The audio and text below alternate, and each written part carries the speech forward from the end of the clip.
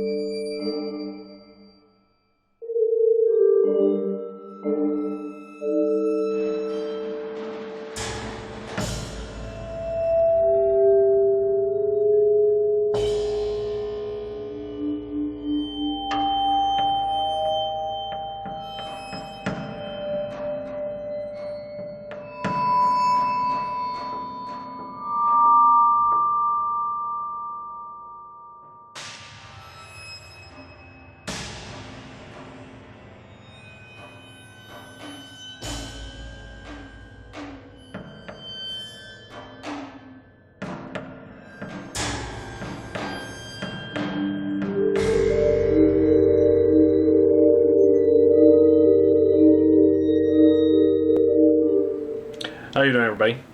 As I'm filming this, it's the beginning of October here, and of course that means Halloween.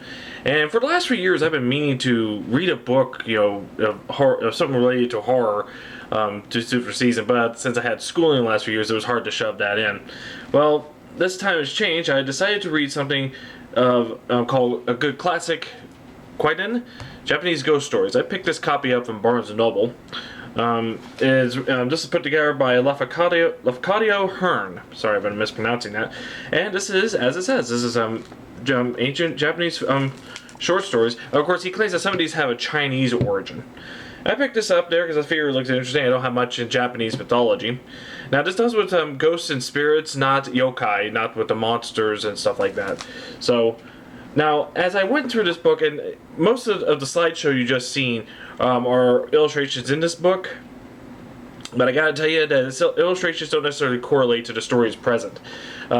Just saying, just pictures that show ghosts and spirits themselves. But a lot of these are classics in the Japanese folklore.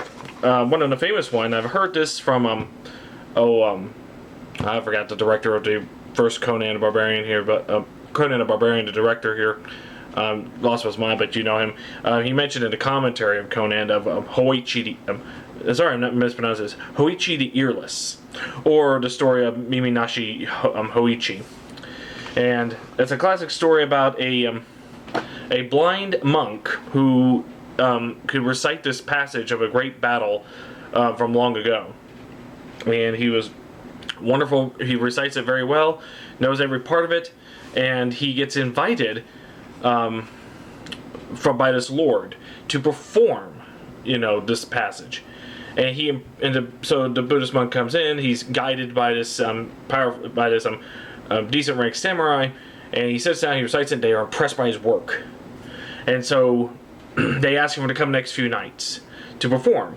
Well, they said, as later on, after a couple of nights of this, the other monks come in and they realize they follow him. He's out at night. It's pretty treacherous at night, and he's blind. Well, what's he going to do? So they follow him, and he's not actually in a court of feudal lord. He is in a graveyard, and he's reciting this to the dead spirits of the war he's reciting. And the monks realize he's in danger, because if he finishes this, he will be destroyed. They'll shred him to pieces. So what do? Well, they take the monk. They quickly, hurriedly put these Buddhist scriptures on him. And these scriptures are supposed to keep these spirits from seeing him. And he has to stay still and meditate with these markings on throughout the night, not move a muscle. Well, the spirits try and find him, and I may be spoiling this because somebody already knows this anyway. But the only thing that they did not get was his ears. So they take his ears. but after that, he was left alone. So, a lot of these, are very quick. They're only like 2 or 3 pages. Some of them are up to 10 pages or so.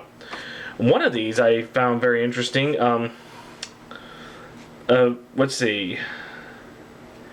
Not the yo-yo guy. But it was one where this one man falls this meets up with this spirit who, in winter, who kills his father. And then afterwards he meets this beautiful woman, very drop-dead beautiful woman. But before he meets her, the spirit that killed his father tells him, "Do not, I like you. You're very handsome. I don't want to hurt you, but don't say anything what I've done." So he keeps it silent. Then later he meets on with this beautiful woman. He falls in love with her, raises several wonderful children, and then eventually confesses what has happened to him. Now, I first came across this story, this interesting parallel, through Tales from the Dark Side, the movie. This came out like late 80s, early 90s, to where there was a story called Lover's Vow. It was the last story of the film, where a guy sees a friend of his, a bartender, get killed by this gargoyle, who made him promise not to tell anyone what happened. And then later he meets a woman, when he falls in love, has kids, but eventually confesses to her. So it's nice to see how far these stories go back. And this also involves a story about a samurai who renounced the world, turns into a monk, and he run across these headless goblins. And there's they're called goblins, but basically they're just disembodied heads that float around. They can attach themselves to the bodies, and they just attack and eat weary travelers. But he ends up tricking him and gets back at them as well. Let's see. Let me see if I go into another story.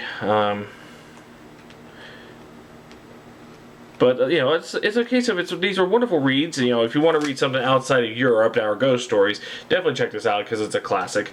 What I found very strange at the end of this, the author, Lafcadio Hearn, at the very end, he gives these last 3 stories. Well, not stories. They're kind of like commentaries and essays about insects in Japan. The first one, he talks about butterflies. At least you can see where he can relate that to the mythologies of because of the way how people associate with reincarnation and all that. So some of the butterflies are seen as something beautiful with past spirits and stuff like that. The second one, he talks about mosquitoes. And again, that kind of relates to spirituality because mosquitoes are a problem where this author was living, and he talks about, and he knows that, well, he's been told that if you mix of gasoline and kerosene and dip a small amount of that into pools of water where these mosquitoes come about, that'll stop mosquitoes from spreading because that kills them as they rise from the water. The problem, and he sort of relates to, he doesn't want to do that because many of these mosquitoes come out in bowls, pipes, and pools near Buddhist temples. And he didn't want to do that, especially when you tie it into belief of reincarnation as well. So he does that. The last one he does on ants, which is just kind of a philosophical commentary about the ant structure, hive structure, and all that, and about individuality and or those who the release of individuality for the betterment of the community and stuff like that. It's a very long. It's probably the longest essay in the book, which has nothing to do with the ghost stories at all. It does mention Herbert Spencer, if you know your biology history. But again, if you ever come across this one, just like some good, straightforward Japanese ghost stories, pick this up. Kwaidan by sorry, I can't pronounce. Lafcadio Hearn. So there you go. That's a short recommendation. Give it all a try, and happy Halloween. You'll have a nice day.